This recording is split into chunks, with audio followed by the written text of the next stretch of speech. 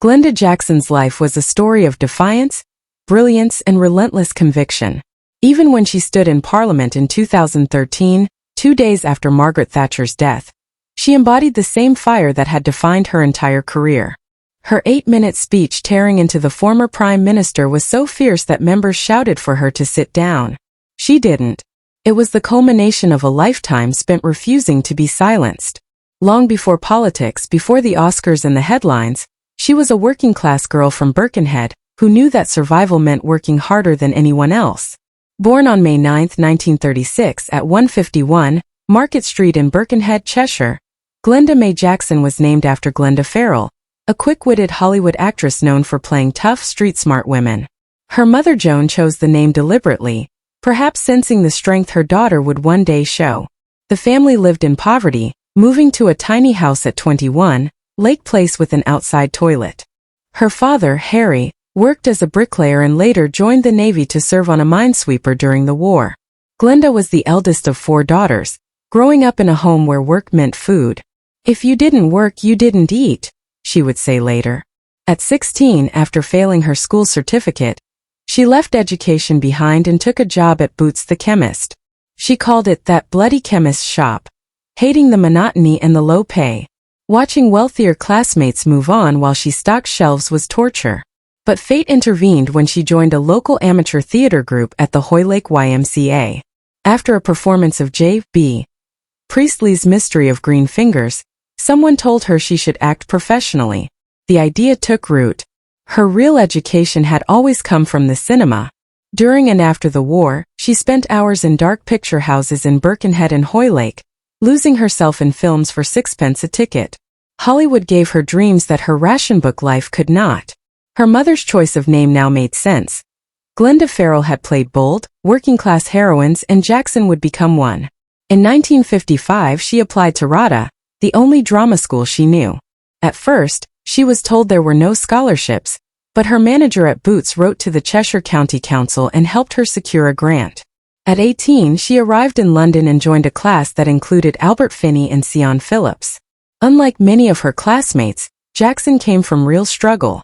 She wasn't there to play at being bohemian, she was there to work. At RADA, she was told to lose her northern accent, but she refused.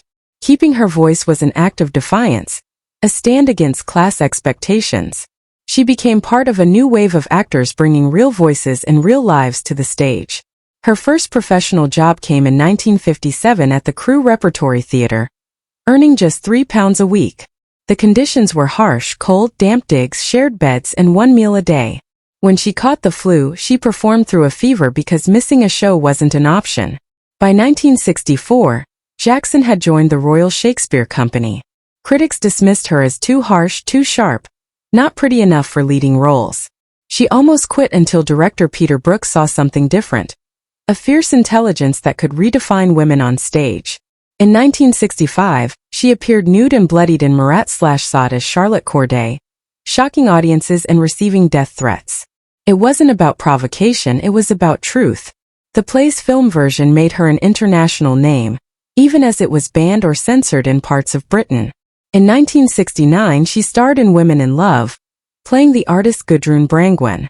The film's eroticism and full-frontal nudity caused scandal, but Jackson's performance burned with honesty. At 33, she won her first Oscar, the first British woman to do so for an X-rated film. She followed it with The Music Lovers, The Maids, and Hedda Gabler, all intense, demanding roles. On set, she was known for her uncompromising nature, clashing with directors and rewriting lines when she felt they lacked truth. Her commitment was total, even self-destructive. During the Patricia Neal story in 1982, she spent time with stroke patients to prepare for the role and refused painkillers while filming a scene to capture real agony. That ferocity defined her. She turned down The Exorcist, calling it disgusting, even though it could have earned her millions. She cared about meaning, not money. Her personal life was just as turbulent. Married to Roy Hodges for 16 years, she had one son, Dan, before the marriage collapsed in 1975. She admitted to affairs and later said she had never been in a non-violent relationship. Acting consumed her, and she poured every emotion into her work. When she played Hedda Gabler, the character's despair nearly broke her. By the late 1970s, her reputation in Hollywood was as formidable as her talent. She fought with co-stars like Walter Matthau and directors like Joseph Losey, refusing to compromise. Yet her performances were mesmerizing. She could move from fierce tragedy to biting comedy, as she proved in A Touch of Class 1973, her second Oscar win. Then at 56 she made an unexpected turn. Furious at the damage she believed Margaret Thatcher was doing to the country, Jackson left acting and ran for Parliament in 1992. She had never attended a Labour Party meeting before but campaigned tirelessly through rain and heckling. Against all odds she won. As MP for Hampstead and Highgate, she was as bold in politics as she had been on screen. She pushed for public transport reform, once declaring that drivers should sit in traffic and see clean buses passing them by. When photographed arriving at events in her own car, critics called her a hypocrite, but she dismissed it as petty politics. In 2000, she slept on the streets of Westminster to draw attention to homelessness, an act some called empathy and others a stunt. Jackson never softened. She challenged Tony Blair over Iraq, accusing him of leading an illegal war, and later demanded his resignation after the death of weapons expert David Kelly. She often voted against her own party and stood for what she believed, regardless of consequence. Her final great moment in Parliament came in 2015, when at 79, she denounced conservative austerity measures in a fiery 12-minute speech comparing them to pre-NHS Britain. Labour MPs rose in applause while Conservatives jeered. It was classic Glenda Jackson. Unyielding, passionate, and unwilling to bend. After 23 years in politics, she retired but didn't retreat. In interviews, she continued to provoke debate. During the Brexit years, she said Leave voters had been misled, sparking outrage. Yet she stood by every word. At 82, she returned to Broadway as King Lear, commanding the stage for nearly 4 hours a night. Critics called her performance a tempest of power and vulnerability.